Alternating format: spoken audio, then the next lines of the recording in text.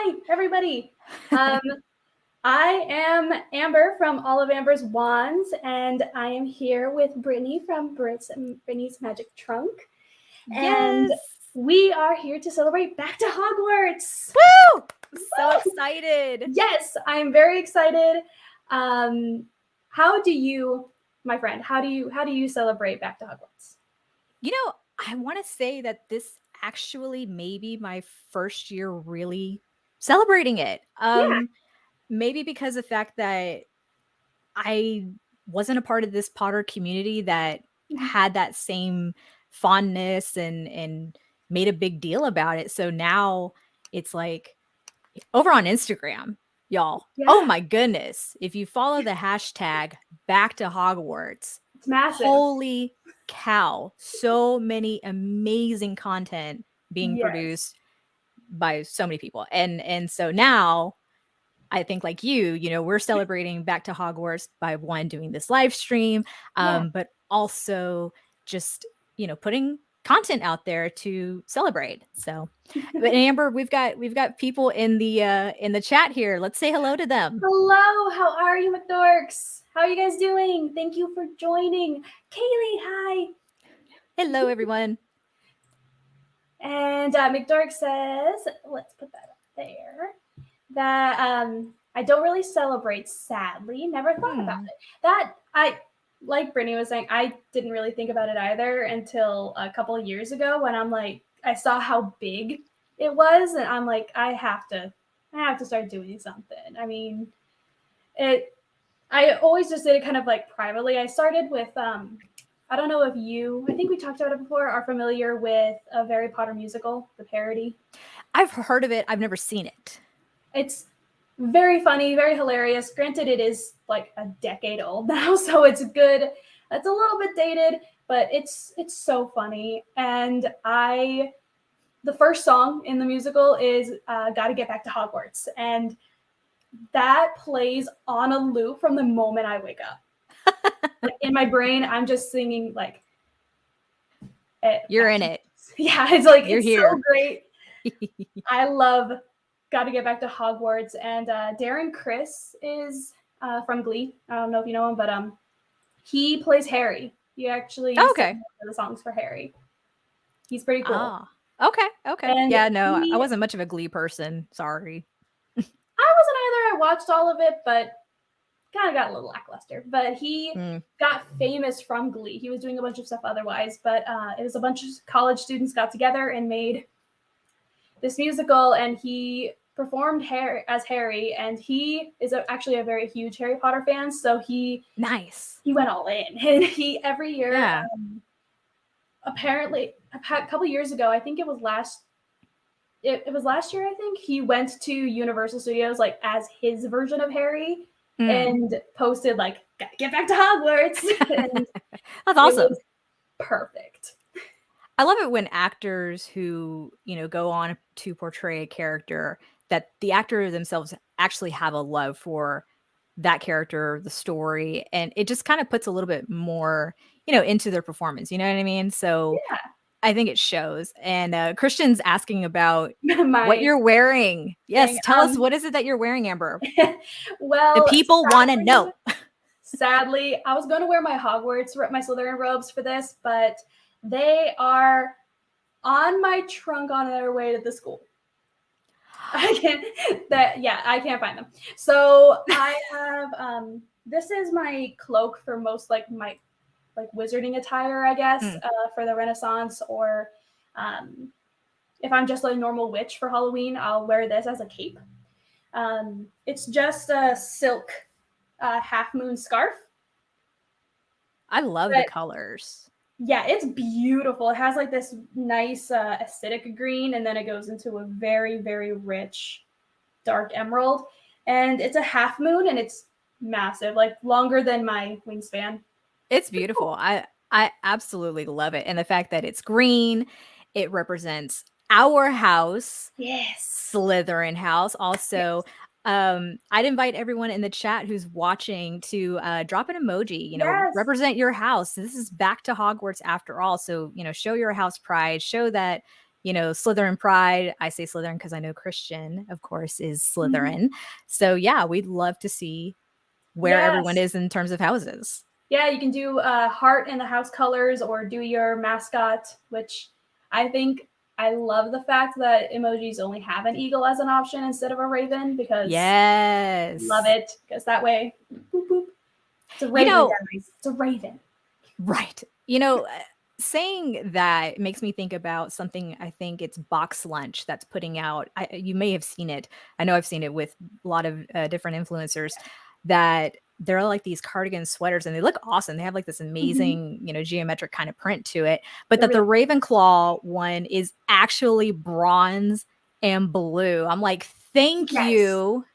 Thank you. Finally, the Ravenclaws out there finally get the proper color scheme representation. I freaked out about it. Kaylee, with her Ravenclaw blue Woohoo! hearts, she, for her wedding and her honeymoon, they went to Florida and they included going to the Wizarding World. And I made her a shirt because she has a Ravenclaw, but we had it a blue shirt with an actual bronze Ravenclaw crest on it. Oh, And nice. because I know, like, hey, there's never any accurate color scheme stuff for Ravenclaws, so let me help you, friend. So Right. No, you're such a good friend for doing that. And she's that's worth it. I love her. oh, that's so sweet. That's so sweet. Actually, Kaylee and I did the same thing. My husband and I went on our honeymoon to Universal, and we had a blast. I mean, went to the Wizarding World, of course, and it was hot. I'm from Yeah, Texas, but Florida in July is hot. yeah, Okay. it is a lot different. It definitely gets to you. And McDorp was saying that they think Hufflepuff gets the worst representation all the time as black as a primary color because, and I do see that. You're right. I Mm-hmm. think I'm not trying to like excuse it or anything, but I think they do it because yellow is a very loud color, and sometimes not everybody is comfortable wearing bright yellow. So yeah, It's me. I personally don't really look like I don't like how yellows and oranges like go with my skin tone, but that's just me. Yes. So that's my excuse for it. But You know what? I'm with you. I think a lot of the time for people who have like medium skin tone colors, olive, skin tone colors, it's really hard to pull off like that bright kind of color. I don't even like wearing orange, like truth be yeah, told, because I feel like that's also competing. But to Christian's point with Hufflepuff, I do like the contrast of yellow and black. Probably because I yeah, wear a lot of black all the time.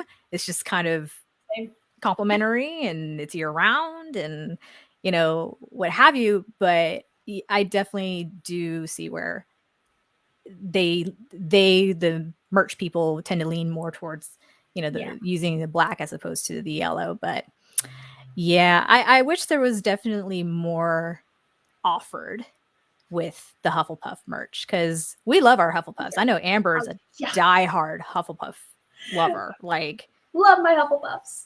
yes, it's like she will Spider go Man. hard for them. Yeah. Yeah. Yes. I I just love Hufflepuffs. They're so nice and like granted badgers are able to take care of themselves and badgers do eat snakes. Like that is a thing. I understand that. You guys don't need the protection, but I am fully willing to offer it. and Yes. and Yes. Ravenclaw, I know a ton of Ravenclaws. A lot of my friends and family are Ravenclaws, and we do get a lot of representation as Slytherin, but it doesn't anywhere match the level of not representation that Ravenclaw and Hufflepuff get. And I mean, I did want to mention since we're kind of like on talking about the houses. Mhm. How did you? How how often do you have to deal with the fact of people assuming that you are evil for being a Slytherin? On the daily.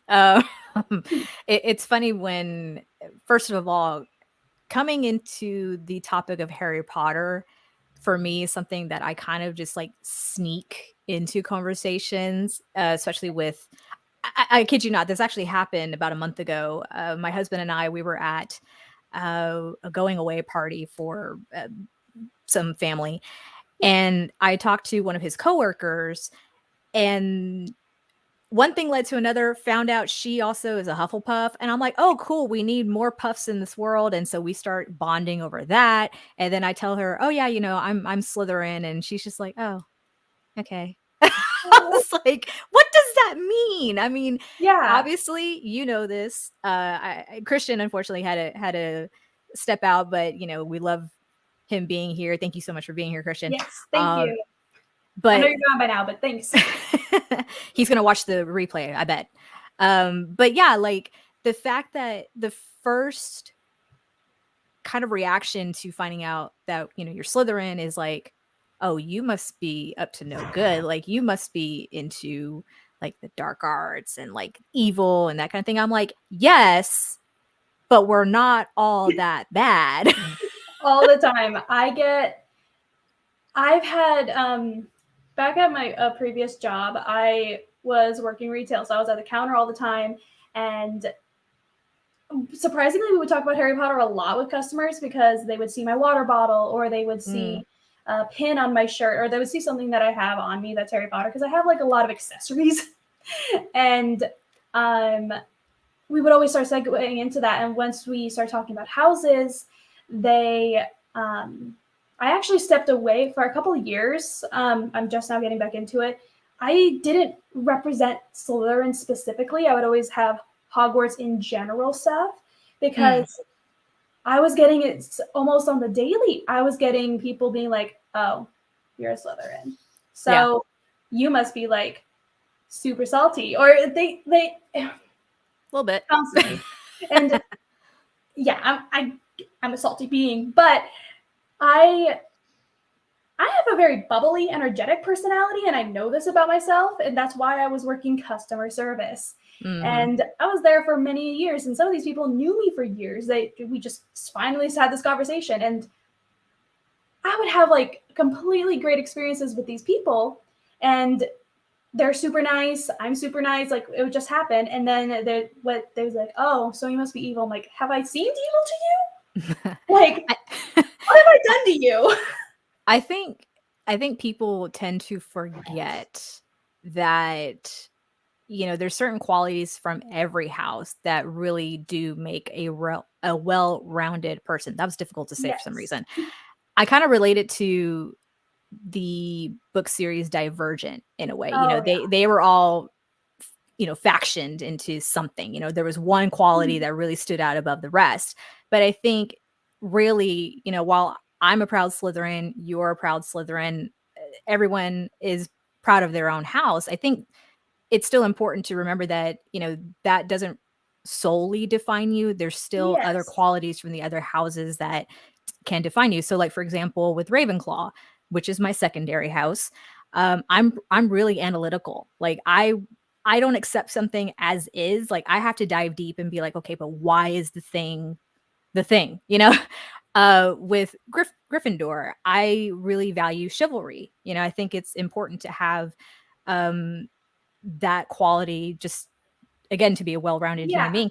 And then with Hufflepuff, I am not patient. Okay, I am not, but I am loyal to a fault, and that's what makes me me. But with Slytherin, with being ambitious, being determined, and being resourceful, that's really embodies me, because I wouldn't be where I am today without having those qualities. Yeah, I think it's never just 100% one house. You all have like bits and pieces of all of them.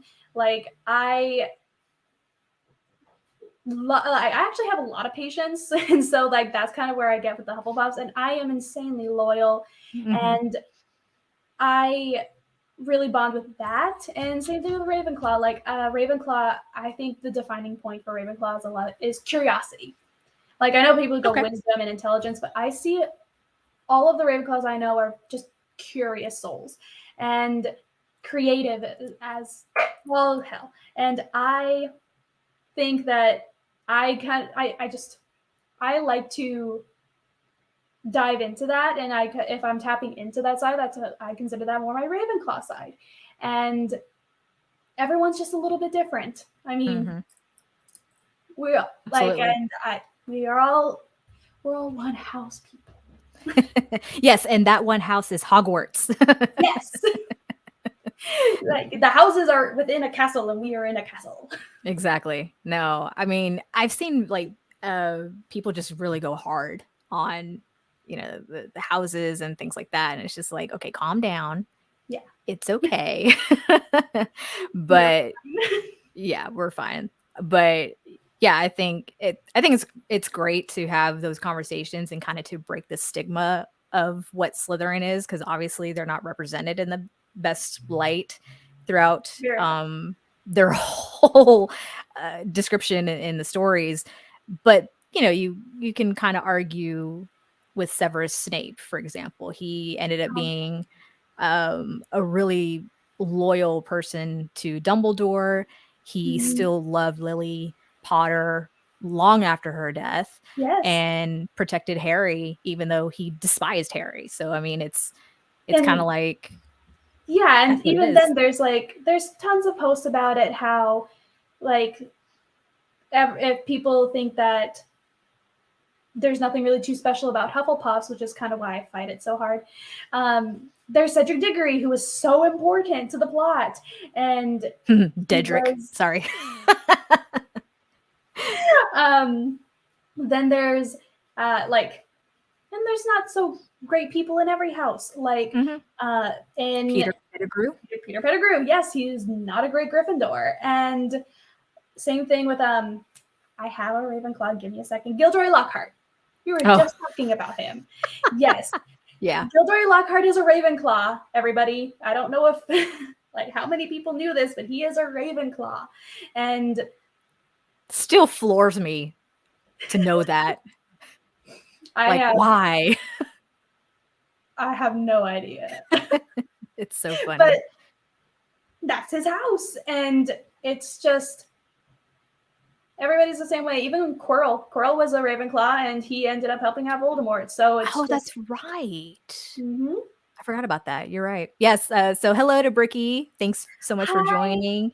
Yeah, thank you to everyone who's joined us for the live chat. We really appreciate you being here. Please join in on our conversation and tell us your thoughts about whatever it is that we're talking about.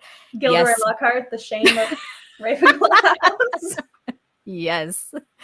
You know, we talked about this offline, but the actor Kenneth Branagh, who played Gilderoy, when people learned that he directed the first Thor movie, people were all like, no. He obliviated whoever actually did and then took the credit. I'm like, I see what you did there. So, hey, JJ, thank you so much for joining us. Thank you. Yeah, it was, I've seen various posts like that. That honestly cracks me up.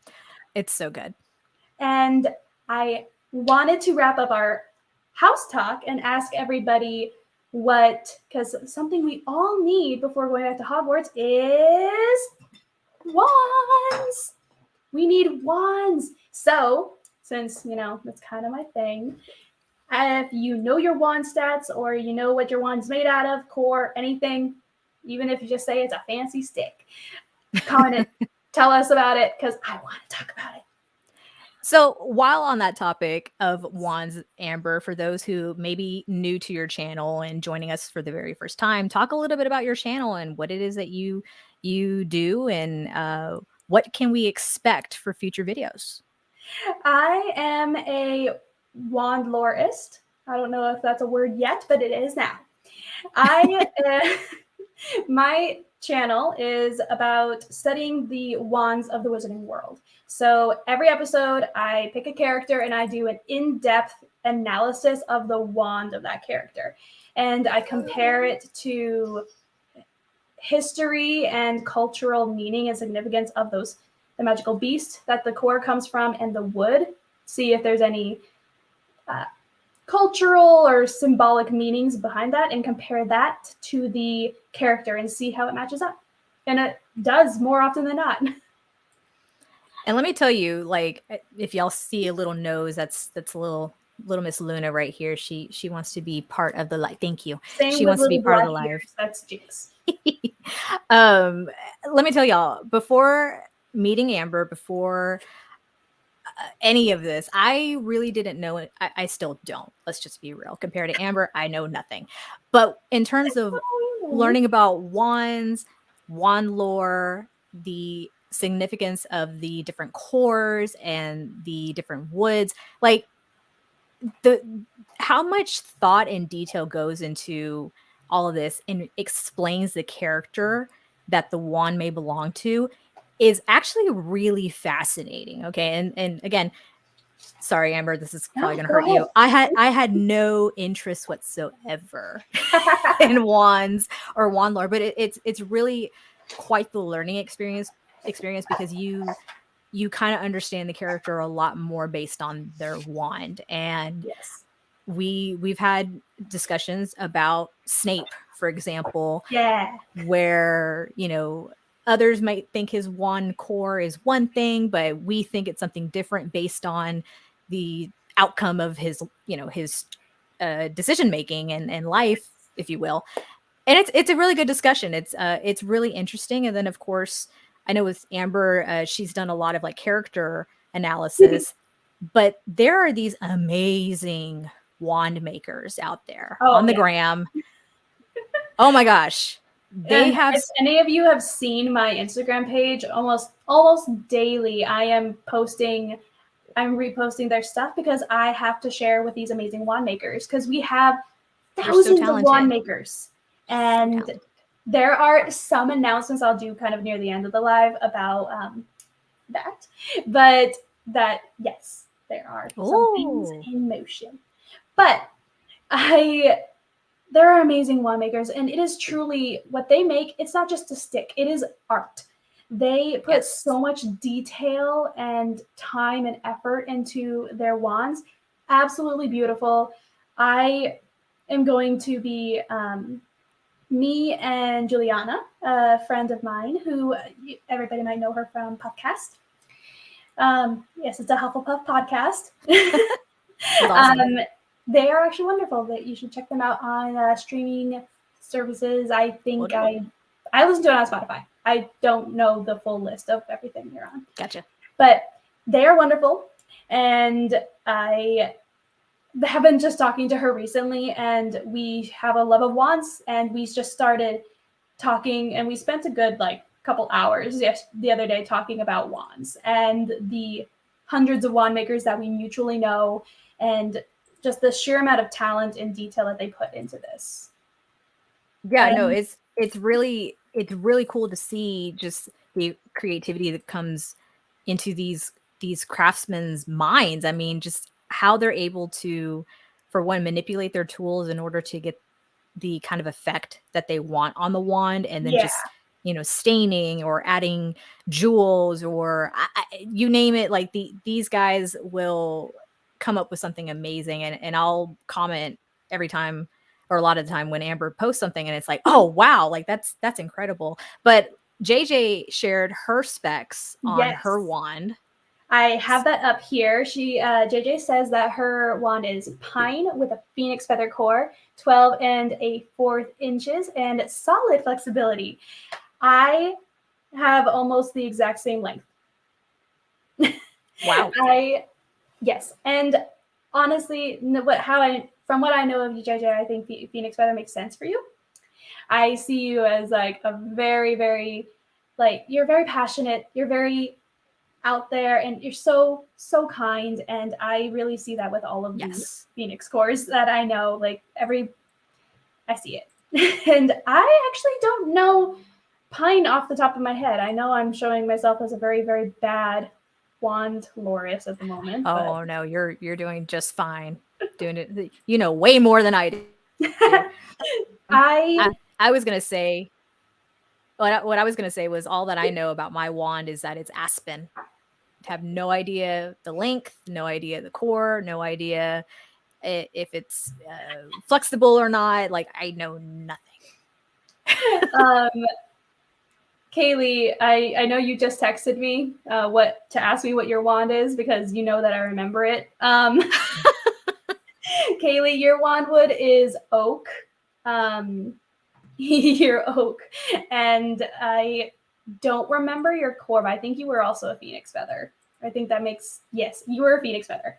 And I don't remember length or flexibility. But I'm going to go with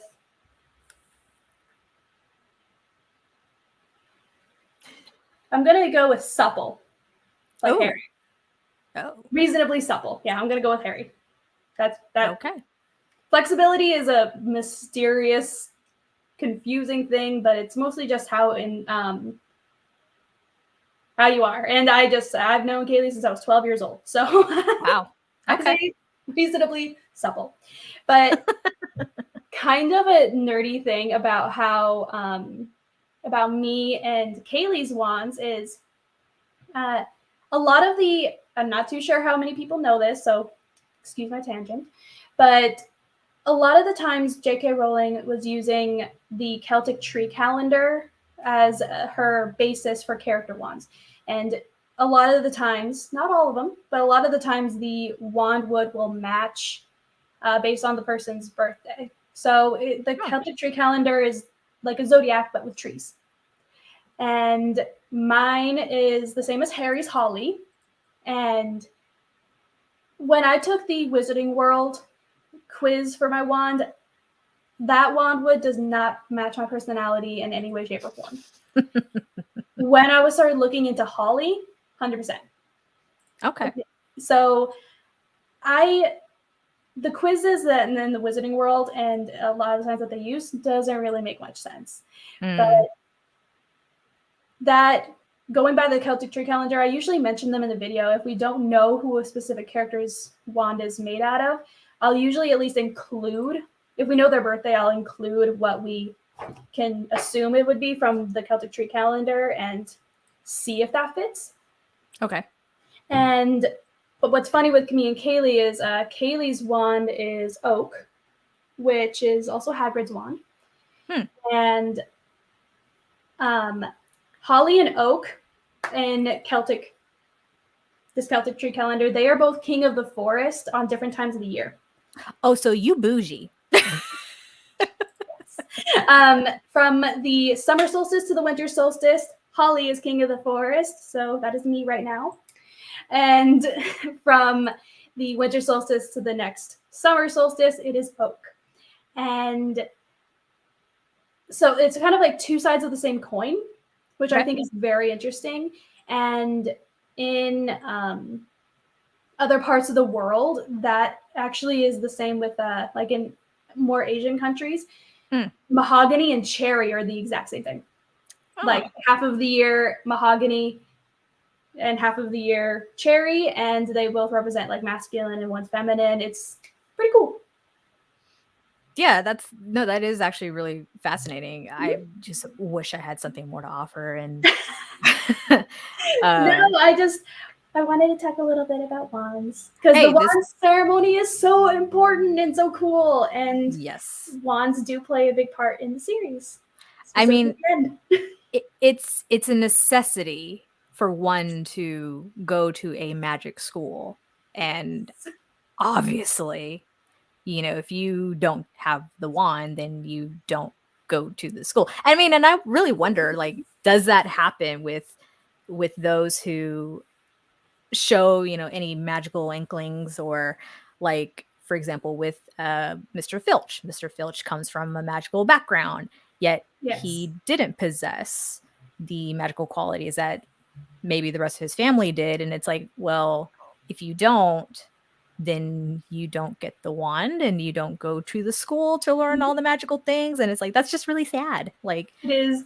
And what's interesting is how different magic users across the world utilize wands or don't.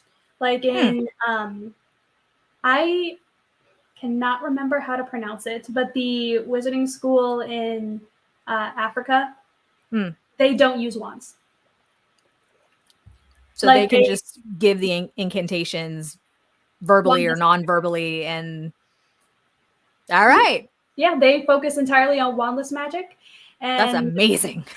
Yeah, and I'm just so shocked about it because when we were learning about Ilvermorny, apparently students leave their wands there over the summer.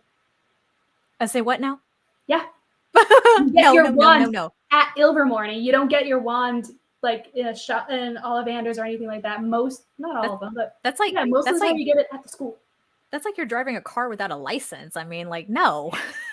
You And know what like, I'm saying? I just imagine little cubbies, like thousands of little cubbies, and it's just like a locker room, but Oh my massive. goodness. And That's just funny. yeah. They in Ilvermorny, they leave them there.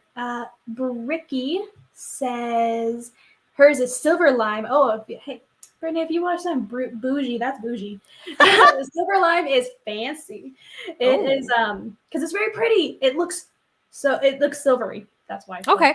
All right, cool. But it's very, very pretty. And Ollivander, he theorized that there was a person who had a surplus of silver lime, and so kind of created this, like, made it, oh, this really cool, fancy people really get this wand all the time, so that more people were like, oh, give me that wand, I want a silver lime wand. And to kind of, that was his theory, but he does see that very sophisticated, the people who actually silver lime wands actually choose them tend to be very clever, sophisticated, usually actually Ravenclaws. Okay, that's Bricky. That's yeah. Bricky. Yeah. Yeah. It makes with all her Legos. Yes. And Phoenix, there's a lot of Phoenix Feather cores here. And yes, Phoenix Feather. I always just think the first two words that pop into my head is fiery and passionate, but I think the fiery comes because it's Phoenix. So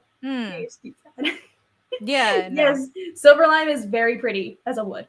And 14 and a half, that is a long wand. That's what I was gonna say. I mean, don't wands usually tend to be on the longer side of wands? Because I think it probably was you who mentioned about shorter wands are kind of like a red flag about the person who possesses that wand. Umbridge. Yeah, she has the shortest one. Yeah. She has, what is it, like 8 inches or something like that? Something along those lines. There's I think I relate at least when I'm doing my videos, I relate wand length to personality. So whether you're an introvert or introvert, I said outrovert, extrovert. I like that one. I like that one. Outrovert. Yeah, you're an outrovert. Whether you're an introvert or an extrovert, depends. And also, and not even that, it's more of a how big your energy is. Like the sort of people who when they walk into a room, they light it up the room. Like they have a good energy and a good vibe that you notice them. And Bricky, I think that suits you. Aww, that's so sweet. I was going to say the same thing.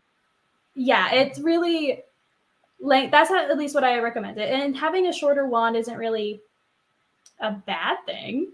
I mean, you see this eyebrow though? Like I'm questioning that. I think she's so uptight that she kind of like compressed all of her anger and rage and frustration and just stuff and internalized it, and then boom, you got a tiny wand. But and flexibility, again, I think that's just more of how lenient you are to change. That's the wording I'd use. How lenient you are to change. And I'm not. I'm a very indecisive person. Like I am the most indecisive person. I don't like change. No. I'm so indecisive, and I'm so like my brain is all over the place that I always have to have a sounding board to make any decision. That because my flexibility is surprisingly swishy. Okay. And it makes so much sense when you look at it through that lens. Because I'm so indecisive that it's like swishy, surprisingly swishy. Yeah. Okay. All right. See, and it's these little things that you don't normally consider how impactful they are in terms of the wand choosing the wizard. You know, the wand has its own mind and knows its capabilities and knows how it can work in the hands of of its wielder, and it's fascinating. It really honestly is fascinating. So I would encourage all of y'all who haven't already checked out Amber's channel to go and review her videos on, I think right now it's mostly character wands, right, Amber? And in the future, I will go into just generic wands, like wands from that. In the past several years, the Wizarding World has released the limited edition collector wands. Those do not belong to a specific person. So I will be going into those eventually. I do have several of them, and even the Hogwarts exclusive wands, like this beautiful one. It's so beautiful. Oh my God. I've been waiting to show this. So gorgeous. So you guys are actually the first people to see this wand, to see that I have this wand. I mean, it's existed for a while, but she wants all the wands. Yes. And this is the Golden Snitch wand that previously was an exclusive to the New York store, and you could only get if you were physically in the store. Right. And just recently, it has been available to purchase from the website. And so I jumped on that, and I now have this wand. So She did not hesitate. No. I'm very interested to know what the core is, and I have some theories, but that's for the future. And that's going to be a video to look forward to for sure. Yes, I'm very excited, and I will go into some other wands that wand makers are going to be making, because I am going to be doing more involvement with wand makers outside of the Noble Collection. That's awesome. That's really, really cool. And like me personally, as like a Harry Potter enthusiast. Wow, could not say that word. Harry Potter collector, whatever you want to call it. You know, I'm not a big collector like a lot of other people are. Mainly money, space. I love seeing other people's collections though, like of the official merch or, you know, small shops kind of thing. Me personally, I kind of lean more towards the small shops. So that's why when you share like all of these wand makers who make their own creations, it's just like, well, that's really cool. However, there are wands from Noble Collection or the official merch that I absolutely want, and for sure I have to get it, but I want to be able to hold it in my hot little hand to get it, and that is the architecture wand? And that's on the website too. Oh my, I know it's on the website, but I actually want to go and like hold it and like have that experience of the light just kind of glow, like coming out of me and the wind and you know, kind of situation. I want that experience. Okay, I want that actual wand experience because I have not had that, you know. Yes, we really have a quick question for you, my friend. JJ's asking if you will be attending the Yule Ball celebration since it is so close to you. You know, so close, like literal backyard. So to answer right your when question, I heard about it too, I was just kind of like, if she doesn't go, I'm gonna slap her. I would slap myself. So in case y'all are curious about what JJ's referring to, lots of news dropped today, of course, being September 1st, back to Hogwarts, lots of new info about games and things like that. But there's these celebrations that are going to be happening throughout different parts of the country and the world. Which we are going to talk about too. But yes, but what JJ is referring to is something that's going to be held in 4 different locations, the Yule Ball, and one of those locations happens to be my hometown. And I am on the wait list. I will say that I am on the wait list. That way, when tickets go on sale in about a week's time, I hopefully will be able to snag a ticket and go. It just, quite honestly, it just depends on cost. It also depends on, you know, is it really going to be worth the money? I've kind of read a couple different people's opinions about the event. However, to not go when it's in your very backyard is kind of, it's kind of warranting a slap in the face. So my plan is to attempt to go, but we'll just have to wait and see. Yeah, of course. And on those other like things that have been happening that were announced today from the Back to Hogwarts celebration, one thing that I'm very excited about, and because it is wand oriented, is the Master Wand experience. I am so excited. Yes. At first, for a split second, I was like, so it's just the universal remote that you can get at Barnes and Noble? And that's what I thought, but no, it looks so much more interesting to me. That trailer got me. I almost vibrated into the stratosphere. There's like 50 different spells that you could do, and you can duel people. And see, I told you, virtual dueling. Yes, that was your guess, and I'm just like, catch me trying to fight everybody. Because I am super competitive. We talked earlier about that Slytherin, okay? The Slytherin vibes, all right? This is the not so positive side. Always willing to fight. Coming out. She's like, who's ready? Let's go. Yeah. Come at me with your wand. I was okay. Before they announced that, they announced that in Hogwarts Legacy, the new game that's coming out on various consoles, that you're going to be able to connect that to your Wizarding World passport and transfer everything, which is interesting. But to me personally, I don't know if anyone else has had different experiences with this, but the Wizarding World website got all of my stuff jumbled because I am one of those people who took the quizzes multiple times and made multiple accounts. So the one that I actually have access to easily doesn't have my actual Patronus. It has, because the one that it has on file is a Bloodhound. That doesn't. I love doggos. Don't get me wrong, but it does not suit me. But I took the quiz like 10 more times, and like 6 times out of those options, I got osprey, like the bird. So I'm like, okay, that's my Patronus, but the passport's not going to reflect that. It's going to say Bloodhound.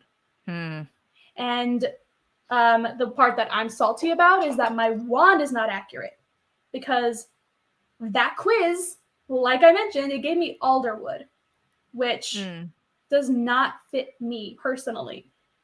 Okay. Like the rest of the stats, Dragon Heartstring, the length and the flexibility, that all 100%. Okay. But the wood doesn't match me and doesn't match my personality, so I go with the Celtic Tree option. But if I were to connect my accounts that way, then it's just going to say Aspen, and it's not Aspen. Well, we could be Aspen twins. And it's just because I don't know. It just, Holly makes so much sense to me. Like the second that I read that and I found out about that, and I checked mine and saw that I was Holly, and what I was doing, because Harry's was the first wand analysis I did. As I was researching it, I'm like, wow, I connect to this wand so much. Not to mention that Harry's your favorite character, so. Yes. I love him. And I love my sassy boy. But like, so that I was a little like let down for it. You do get cool like things in game if you connect your Wizarding World account to it, but I might not do it just on that account. Okay. And what else? So I was a little nervous when she was mentioning in the master caster experience. That took a second to say. Master caster experience. She was saying that you can connect it to the Wizarding World app, or you can choose your options. And I was like, okay, like that won me over. Like for a split second, she had me like going, oh my gosh, no. But if I can like enter in that my Patronus is an osprey, and I can enter in that I have a Holly wand, I will be very happy. All will be right in the world. Yes. What is it? All was well. All was well. I am a little I'm a little nervous about how expensive it's going to be. Yeah. That's where it's going to get you. Now, see, me personally, I probably won't be investing in that, nor the Hogwarts Legacy thing. I'm not really much of a gamer. it's been years. I think the last thing I may have played was on the Wii, and it was Lego Harry Potter. You know, like I play on my Switch. I play the Pokemon games, but that's it. And yeah. I am not good at video games, but I am going to be doing. I am going to be playing Hogwarts Legacy, and I plan to stream it. Oh, So, cool. I am very terrible at video games, and I have said this every time I've done a poll on Instagram or whatever to be like, would anybody be interested in watching this? I am terrible. Everybody has got like said 100% yeses to streaming it just because it's funny. I mean, I think looking at it just as an engaging sort of activity, and if there's people who are also playing alongside of you can offer any sort of insight, I mean, you know, that's awesome. That's gonna be fun. I definitely will probably watch a lot of these live, maybe not live streams, but streamings of the game, because I am curious. It's just, again, it's something I'm not going to invest in personally, because I won't sit down and take the time to do that. Like, I play Hogwarts Mystery, which is the app on I don't have your the phone. See, this is my second time playing it, and I'm into it for the moment, but then I'll probably eventually lose interest. It's just the nature of the beast. It is what it is. I kind of like, I start all these like little projects, and then I get sidetracked with like, ooh, something shiny, you know, like, you know, that's just what it is. JJ said that she's not much of a gamer either, besides Animal Crossing, but she is going to play Hogwarts Legacy. Nice. Hi, hey, Corey. He's apparently he's currently editing the next episode. Yay! Which is about a certain person that we actually talked about earlier this live stream. You helped. Okay, we've talked about a lot of things. I know, but I was talking to you about it, so you actually. I think I know what you're talking about. So you know who. Stay tuned, y'all. To you know who, but not Voldemort. I see what you did there. That's funny. Bricky says that she thinks it would have been fun if it was a multiplayer, but it also makes sense why it isn't. I get that too. I think multiplayer would be a lot more fun, just because, again, that engaging, and we talked earlier at the top of this live stream about how the Potter community, for one, is just so vast, and then you have this game that, you know, you could virtually connect with anyone across the world, and giving it that multiplayer quality would be just really cool. I think it'd be really fun, and just that, really. So I agree. I actually was really, really let down when I found out that it wasn't going to be multiplayer, because in my actual in-person life, I don't have that many people who are really into Harry Potter, at least on my level. So having almost all of my like actual Harry Potter friends, that's what we talk about, that's like the main center of our friendship, are all over the world. Yeah. So having a multiplayer thing would be amazing. And I was actually pretty let down about it. And I remember they announced that there was going to be something going on with the game that they were going to announce today, which ended up being connecting it to the Wizarding World. Right. But when I had asked, what do you guys think it's going to be? What's going to happen? And Sam from Junkers Wands, his guess was that they were going to announce it being multiplayer. And the moment he said that, I'm just like, oh, I hope so. And I started getting excited about it, but no, it's not. I mean, maybe sometime, because he did mention, and in my previous jobs, I worked, because I used to work at Best Buy. So, yeah, I've seen many game releases. Yeah. Sometimes they might add that feature later.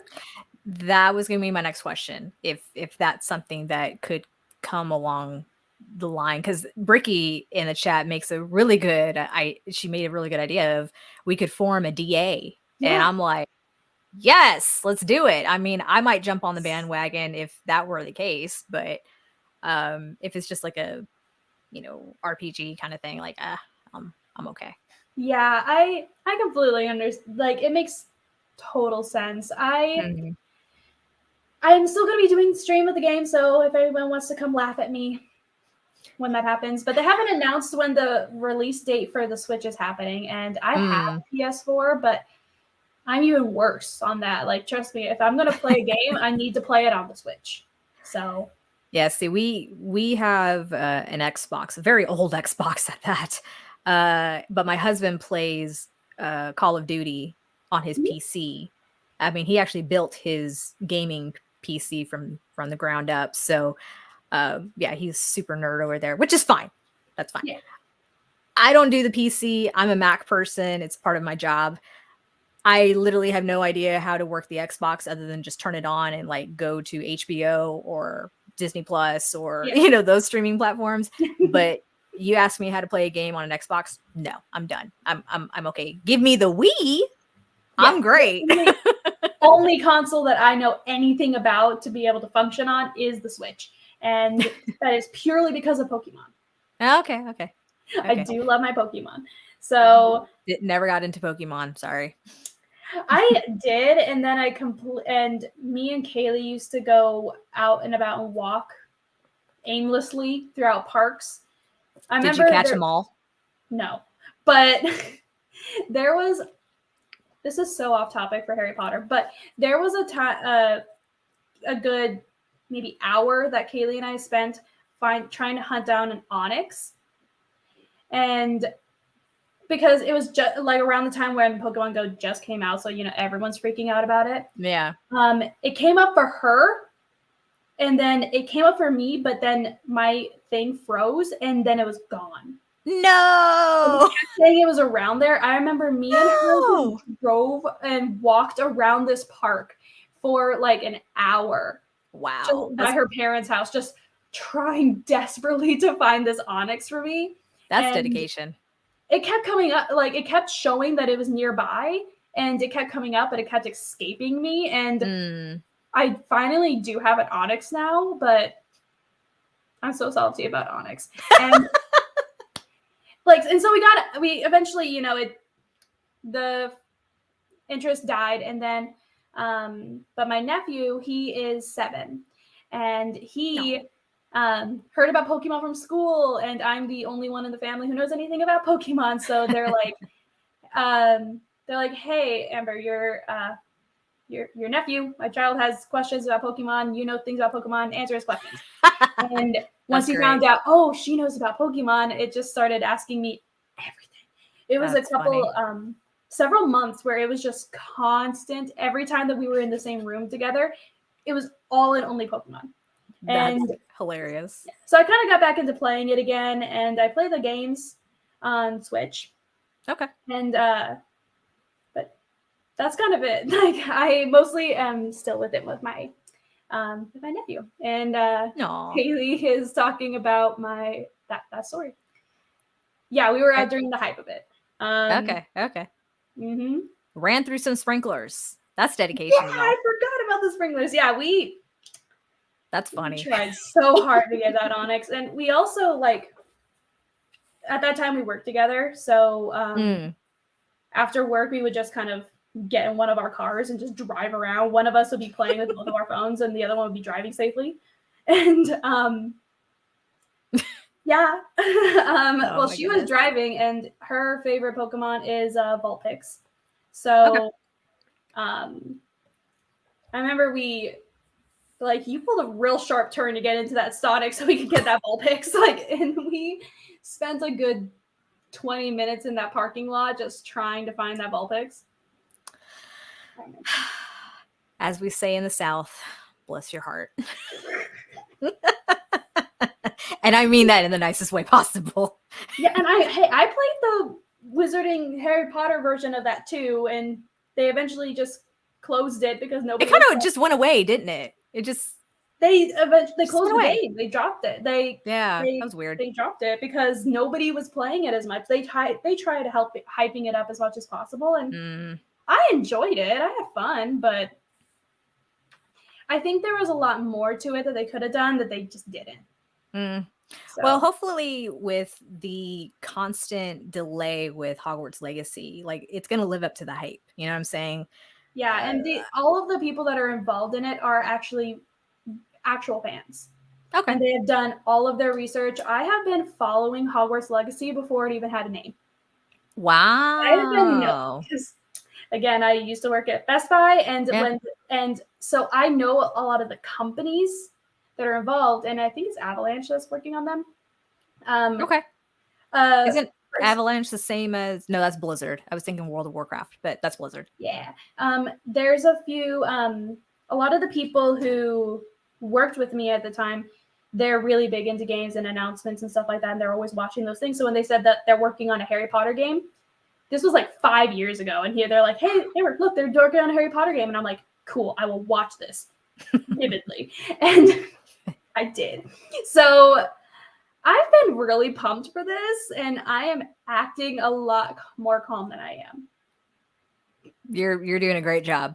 But do you want to hear my dream? This is a pitch. Anybody can reach out to me if you have the skills for this. Let's make this happen. Oh my. For it. Go for it. VR Quidditch. Oh my god. Yes. Right? Yes. Wow. I'm sure, you know what? I'm sure that's in development somewhere. It's just they haven't, greenlit it to make it part of, popular or mass consumption or that kind of thing. I would honestly be surprised if these big gaming companies out there have not already started working on it. I mean, like Quidditch, in the sense, it's a real sport that is played at various colleges, at least here in the United States. I don't know about other countries and things like that. It's fine, we forgive you. But that would be really interesting. Yeah. I personally cannot do VR. It throws vertigo. Really, really bad. Really, really bad. Yes. But that would be a lot of fun.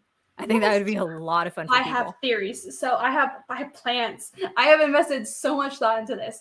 Because listen, I've got a marketing background. I've got a graphic design background. Let's make it happen. I can make the goggles look like Quidditch goggles. Yes. Like, think about it. Instead of like the dual controllers, like for Oculus or Oculi, whatever you want to call it. Yeah. Instead of having just the dual controllers, they could have like a specialized broom one, and that way, like you turn it. That's how you turn. Turn it that way. That's how you turn. You do it like a freaking helicopter. Like you go that way to go up, you go that way to go down. It's just thoughts. And I've got thoughts. And you can connect it to people all over the world, so you can actually play with people, not just against a game. Like you could play against people, which would be so much fun. And people who actually like Quidditch. Like it's the only sport I know about, people. Let me have this. And I am so excited. I think it'd be so cool. And I would actually be so invested in this. I would make a team. I would be invested in this, and I would talk to people and like play with people all over the world. Whoever wants to, again, this goes back to the fight me feeling. Like it's just, let's go. And I want to play. And listen, I'm not physically active, and I can't play college Quidditch. You've got someone in your corner. Bricky is all about this. She's like, that's the only reason why I get pumped with meta ads showing things in VR. Imagine the possibilities in the wizarding world, and the fact that the whole virtual sport with a World Cup. Yes. And oh my goodness. And so like the reason I even thought about that VR would be cool, not just a regular video game, is the VR gives you the visuals of flying. So you can get the actual visuals of flying. It's not just like how in Muggle Quidditch, or it's called quad ball now. I think it's called quad ball now. Yeah. In Muggle Quidditch or quad ball, you are holding onto a broom and you're just running on the ground. And it has to use a lot of your dangerous. Yeah. I worry about like impalement, but whatever. Yeah. Happier subjects. I just want to be the golden snitch. I want to like dress up as the golden snitch. I don't like running, but I would actually be the golden snitch and like run around and like have people like chase after me. That'd be fun. It's hilarious. I have been to a couple of Quidditch games. That's amazing. They're so funny. It's so fun. And yeah, Kaylee, I know it sounds like a lot of motion sickness, but and that's why I don't do VR. Yeah, you will, Kaylee. You guys have motion sickness. I'm sorry, but I don't, and I need this. I need it. You're not the only one in the world who's gonna need it. You got Bricky in your corner. I'm sure there's other people here that either watching live or watch the replay will totally support that idea. Yeah. And like I said, I would be 100% surprised if that was not already in development. Warner Brothers, if you're listening to this live stream, like, don't just jack the idea. Give credit where credit's due if y'all haven't already decided, because y'all are doing some janky. I will sponsor you, or you sponsor me. No. They're doing some janky stuff right now with like all their movies. They need to like kind of build up rapport and like bring back some money. Warner Brothers, do the right thing. Yeah. Goodness. I completely. No shade whatsoever. And then they have oh, sorry, we got completely off track of it. Talking about the other announcements that were made today. Hey. Like the Yule Ball. You summed it up perfectly, but there's also an announcement of the Wizarding World Festival. So excited for that. I'm very excited, but Juliana, the puff that I was talking to, she mentioned that it sounds a lot like a kind of a ripoff of LeakyCon. Oh, okay. Like, and okay. I can kind of understand that. Yeah, to kind of give that view some credit, I could see, because LeakyCon is made by fans and organized by fans for the enjoyment of fans. I understand that, so I wouldn't be surprised if Wizarding World officially were like, hey, we need to slap our name on something. So here we go. But yeah, the vibes that I got from it initially is it seemed kind of like a Renaissance fair. And love maybe it. it's because the trailer was there in a field. But yeah, I'm like, if it's like a Renaissance fair, but like Wizarding World centered, I am 1,000% there. I am already there. I am invested. And there are just so many in-person experiences that a Potter head or a Potter fan can attend. I mean, think about it. There's like the Forbidden Forest experience that's going to go on somewhere in the Northeast. Is it Virginia or is it? And we hope it's going to go to West and the South. Right. So consider the Harry Potter exhibition that is currently in Philadelphia. It was recently announced that that's moving to onward to Atlanta, which I already knew ahead of time that was going to be a traveling exhibition, because while I've never been to Philadelphia and would like to go to Philadelphia, I didn't want to go way out there for that experience if it's going to slowly make its way down south, maybe to the west, to the east, not just, the coast, all parts of the country, to us. And so, I mean, the Forbidden Forest experience, the Harry Potter exhibition, now this Yule Ball thing, the Wizarding World Festival thing. I mean, there's a lot of things that are happening. And then the event that's going on in Chicago, which is, I think, Quidditch related. Am I wrong? Yes. To me, it kind of just looked like the Forbidden Forest thing. It looked like an experience. Yeah. I would be so excited to go to that too. I mean, for sure. Like, because I'm telling you, I want to play Quidditch, guys. I don't think you understand. I am not an active person, but I can sit on a broom. Yeah. No, the broom does the work. I totally understand that. Do brooms have cores? That I'd be more concerned if they have seats. I'd rather sit comfortably on a broom than have a core. Actually, I'm pretty sure I remember something in Quidditch Through the Ages, because I did read those, because I am... Okay.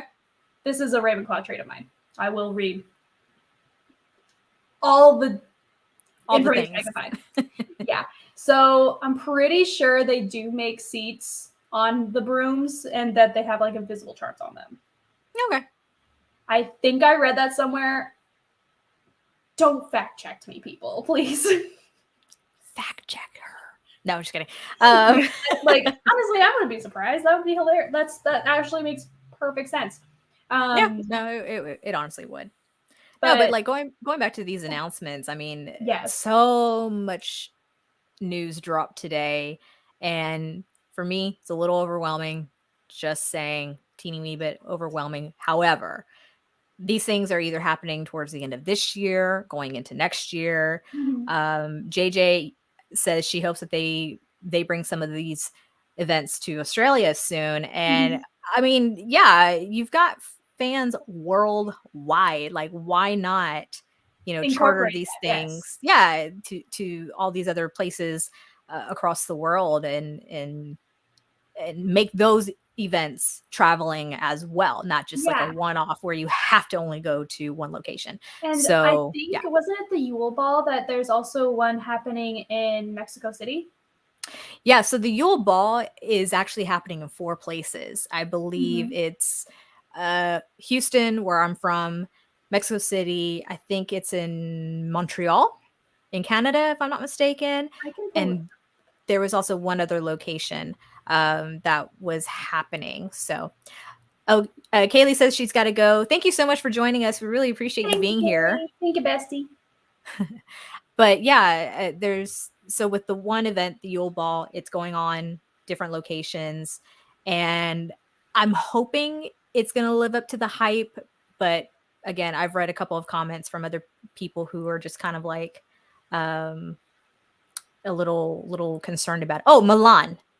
JJ hooked it up. She knew Milan. So in Italy. So we've got Italy, Canada, Mexico, and then H-Town, baby. Yay. Yeah. Sorry. So you're right. There's fans all over the world. Like I actually don't know if he's on here because the time zones, but I have a subscriber who comments on all my videos. You're so nice. I forget your username. I'm so sorry. But he told me that he's from Egypt. Wow. And yeah, that's so cool to me. And there's fans all over the world. And I follow wand makers that live in Switzerland and France and all over the world. And some of the events that I'm going to talk about like near the end as we wrap up soon, there's going to be there are wand makers all over the world. And there's Harry Potter fans all over the world. Yeah. They need to how they're having the Yule Ball in multiple places in different countries. That's amazing. Do that with the other stuff too. Yeah, for sure. And obviously I know COVID is still really big all throughout the world, probably more in certain locations rather than others, but still just to make that an option. I'm sure there's logistic issues and things like that, of course, just like with everything. Yeah. However, I think it would be in the best interest of all parties that there's as much opportunity and accessibility across the board. So, and off the top of my head, I think in Australia, I think the big places are Melbourne, Sydney. Is it Queensland, or is that the region? Can't remember. Sorry. Don't know a whole lot about Australia. Sorry, Sydney. JJ. All I know is Sydney, and I am a huge arachnophobe, so I am so sorry, but I will never visit you, but you can visit me. Oh, yeah. The creatures that reside in Australia. Good God. The fact that there are spiders that can make trees look like they're covered in snow absolutely terrify me. Hard pass. Hagrid would appreciate, but no. Brisbane. Yeah, there we go. That's another one. My dad, while in the Navy way back in the day, marched in a parade in Melbourne. So, and I grew up saying Melbourne instead of Melbourne. So there you go. But anyway, yeah, no, I hope to all of our international friends out there who love Harry Potter, y'all will get to experience these experiences one day in the near future. I hope so too, because I mean, there's even, not to keep talking about Quidditch, but I think there's she just won't let it go. Yeah, you guys think I'm bad about wands?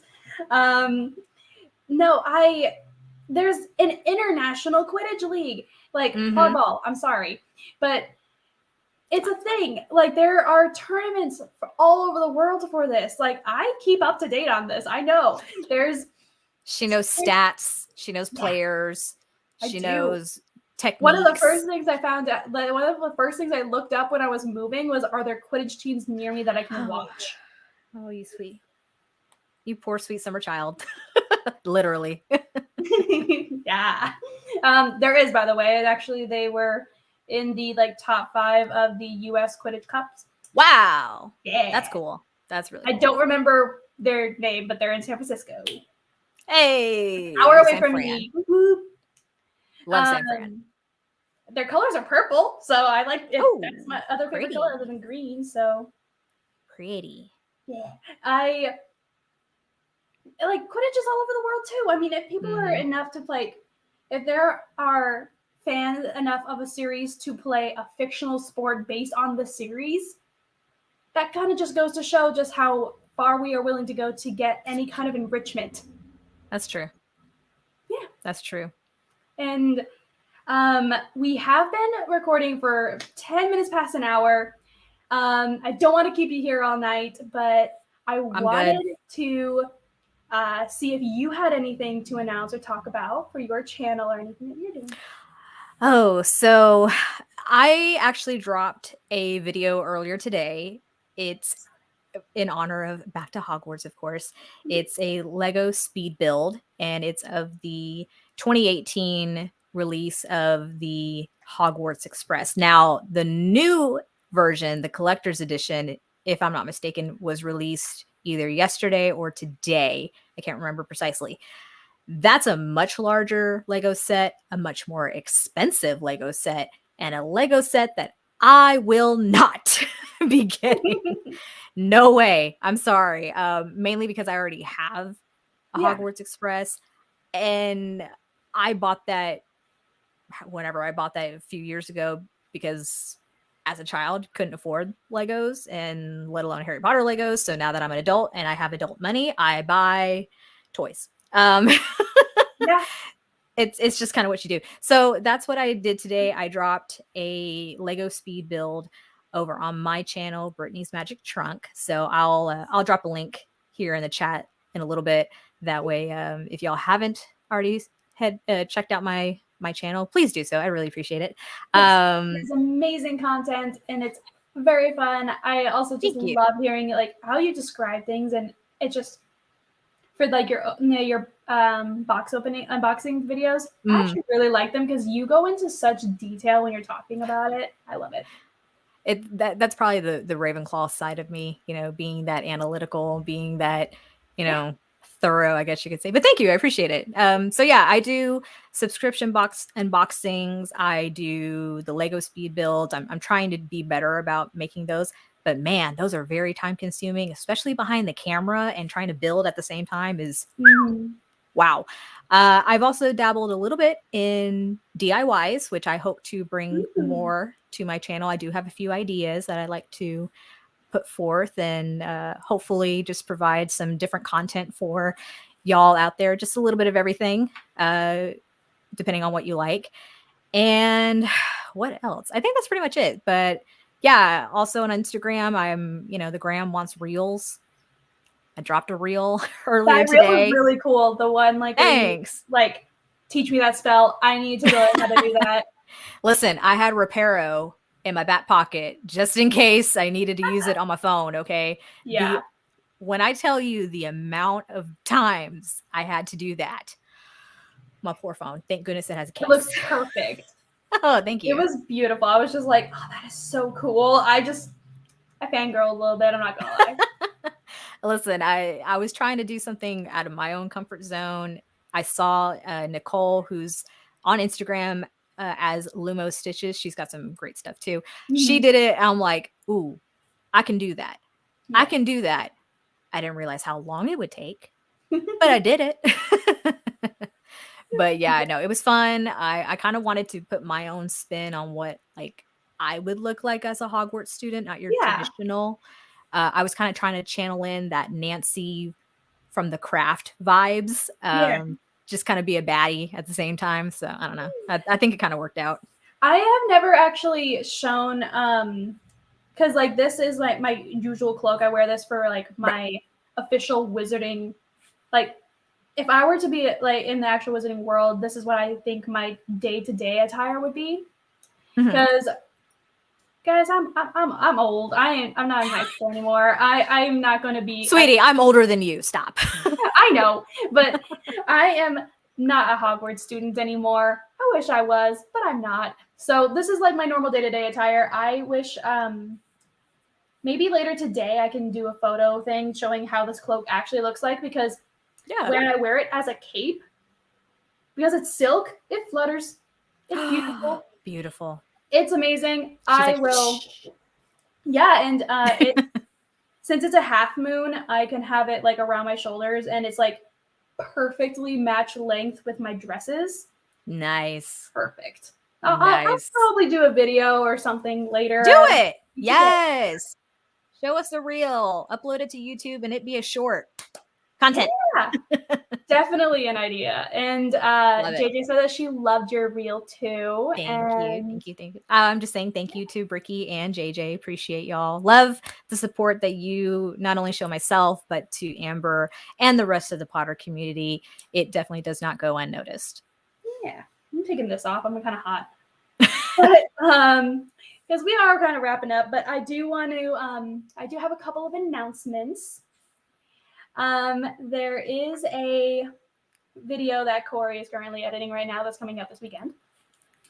I usually don't say whose characters these videos are going to be about. I usually keep it as a surprise until I post it. Mm-hmm. But Brittany, you do know who I'm talking about. I do. Yes. But there is a couple things that I'm going to be involved in very soon. Actually, Brittany, one of them is, do you want to talk about the Handmaid's Tale podcast? Yes. So this is completely unrelated to Harry Potter, the Wizarding World. As many of you may or may not know, I am one of, I've had to think, how many do we usually have? 4 podcasters. We started this podcast. 4. Yeah, there's 4. We started this podcast long before the pandemic started. We are called The Watchers in the Basement. And right now we are reviewing House of the Dragon. Y'all, if you're watching that show, drop a fire emoji, drop a dragon emoji. I just want to see if y'all are watching it, because that show is fire.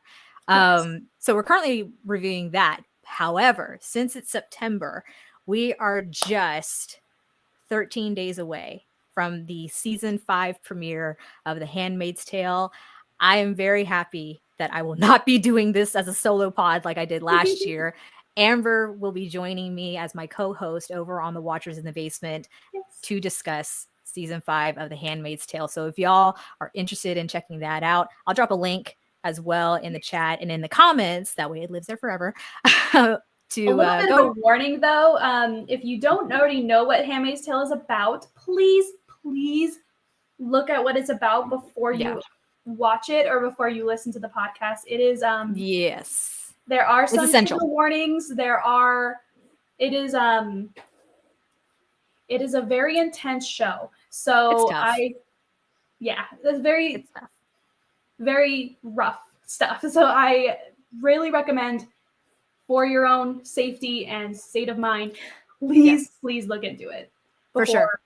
Absolutely. Yeah, if you don't know what Handmaid's Tale is about, look into it before. But if you do, and you actually do watch the show or are considering watching the show, please join us. Yes, for sure. So like I said, I'll drop that URL in the chat and in the comments down below. That way you guys can head over to the YouTube channel, The Watchers in the Basement. Give us a subscribe, give us a like, hit that notification bell, do all the things. We're actually on the road to 100. We're very close to hitting 100 subscribers. So help make that happen. That would be amazing. Yay! And it looks like JJ is watching House of the Dragon. So fire and blood. Yes. I love the show so far, but we could talk a lot longer about that. But so I'm not going to get into it, but I am loving it so far. Loving it too. I also have a few other announcements. Lay it on us. Sorry, had a little. Trevor was in my throat. That's where Neville lost him. So, sorry, I need the cheesy jokes at least once an episode. You're good. There is a group of wand makers called Master Wand Makers, and I have talked about them several times in my videos before. I am friends with all of them. So I was going to say most of them, but I'm friends with all of them. Friends with all of them. Yeah, if you follow me on Instagram, you've seen their wands, at least some of them. I am constantly posting about them. Well, they are collectively working on a project that's going to happen in October called Wandtober. Wandtober is going to take place throughout the entire month of October. And I am on the 1st of October, I'm going to be doing a live video presentation about the history of wands and wand lore. Wow, that's amazing. Yes. I will also be conducting interviews of several wand makers. And there are a bunch of other creatives. So this isn't just for wand makers and isn't just for wand collectors, I promise you. There are cosplayers involved. There are other YouTubers like me that are involved. And Juliana from Puffcast is also involved too. She's going to be doing some interviews as well. Cool. And there's costume contests. There's a potions class. I think there's even an adult potions class. Oh, I'm there. Yeah. The schedule is still very light, so we're still figuring out all of the events on multiple days and time zones because this will include wand makers from all over the world. Wow. And that's amazing. I believe the last number I got was at already 25, more than 25 wand makers confirmed and more on the way. Wow. That's a big event. Yeah, and they're going to be talking about wands, their processes, and even going to give little tutorials. And there will be giveaways and discounts and deals going on throughout the entire event. So yes, wand makers and Wandtober is definitely happening this October. And I will be posting about it significantly. So that is great. Congrats. That's huge. I'm very excited. And we're going to be doing, I am going to be posting a lot about it more frequently. So you can always watch my Instagram, but my Instagram, I will always be tagging and attaching the Master Wand Maker group and the wand makers that are involved with this and the other content creators. So if y'all haven't already done so, you have reason, you have cause to go follow Amber all over her social media, YouTube, Instagram. What an amazing time. I have a TikTok, but I need to get better at using it. I'm not on the TikTok bandwagon, and I probably won't be. I feel I'm too old for that. And I was peer pressured into it. Oh. I've done a few videos. Yeah, I've done a few, but not nearly as much as I should have. But I'm working on it. There's a lot to do. You know, there's a lot to keep up with. At least remember it's there. There you go. Yeah, I feel like it's just another thing for me to learn, and I'm like, no, I'm all right. Let's just make life simple. Yeah, I'm already very, very confused on a lot of it. Like it takes me a solid 4 hours to make one thing, so I'm pretty sure. Yeah, it's a struggle. But yes, Wandtober is definitely a thing, and it's being organized by Master Wand Makers or Vander from Vander's Wands. Very cool. So yeah, we are all in discussion about it. Once we'll be able to give more dates about specific events soon. I believe that I don't know the details or cost or anything, but I'm pretty sure that the link that all of this is going to be hosted on is going to be there will be a charge. Do not know what it is, but I do know that for the costume contest that there is a cash prize. Oh, that's fun. I have zero skill with costumes, costume designs, or anything like that. So I will leave that, and I will take over the wands. It sounds like a really fun event, honestly. Yes. It really does. Yes. So congrats again. That's huge. Yeah, and my Juliana, she started a hashtag for just the wand around this time frame, and just wand makers that we all mutually follow is Back to Wandwarts. Wandwarts. That's why I saw it on Yes. your stories. Okay, that makes sense now. She brought it up to me and she's just like, I'm doing this thing for the wand makers that we follow. And I'm just like, okay, well, now I'm going to start tagging all my wand makers as that too. That's funny. And yes, it's pretty amazing. But Wandtober, once I have more details, it will be on my Instagram, and I will be talking about it in videos as well. That is awesome. So y'all stay tuned for that. Sounds like it's going to be a fun time. I'm very, very excited. And well, I thank everybody who has been watching, because we are almost at the 1.5 hour mark. So it doesn't feel like it. It really doesn't. Mm-mm. I mean, this is how it always is with you and I. I feel like we could talk for 7 hours and we would not feel it. Probably not. Probably not. Honestly, no. that might be a warning for how this podcast is going to go. No, we're going to have to keep that at a hard time. I'm just saying. You're going to need to. We need bullet points. We need don't worry. Timer. Don't worry. I got you covered. Been doing this for a little while, so we'll be good. But yeah, so like Amber said, thank you to everyone who has joined us for your first live stream here on your channel. That is huge. And to do that on September 1st, back to Hogwarts, what a way to start the term. Like, that's awesome. So congrats to your very first live stream. So proud of you. And thank you for everybody for supporting it. Thank you for Brittany for joining me and for helping me learn how to do my first live stream in general. I didn't know anything. I would be lost without her. Aww. And no thank worries. you to everyone who joined and commented and interacted with us. Thank you, everybody. I hope you have a fantastic Back to Hogwarts September 1st, fantastic term, and you should all watch a Harry Potter musical. Let's just... It's on YouTube. You're already on here, so just look it up and... Yeah, I'll look it up. I've seen Potted Potter live. That show was silly. I do know my old coworker of mine saw the Puppet Pals live. Oh my god, that's great. Yeah, but the musical, it's funny, and it is a parody musical, and it's a blast. Like, the first song, guys, though, it's called "Gotta Get Back to Hogwarts." You will get it stuck in your head, and then I'll see you next year for Back to Hogwarts, and we'll all just It never stops. It's Groundhog Day with this. It is. It really is. That's funny. Thank you, everybody.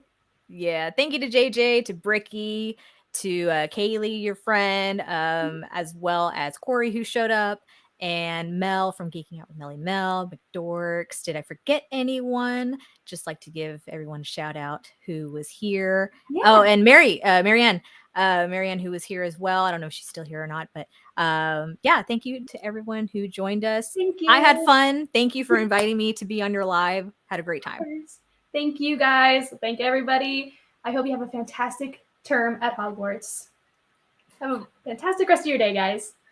You're supposed to say a wonderful day. What's wrong? I know. I'm not done. I kind of got nervous, but all right. Okay. So this is the end of my first live stream.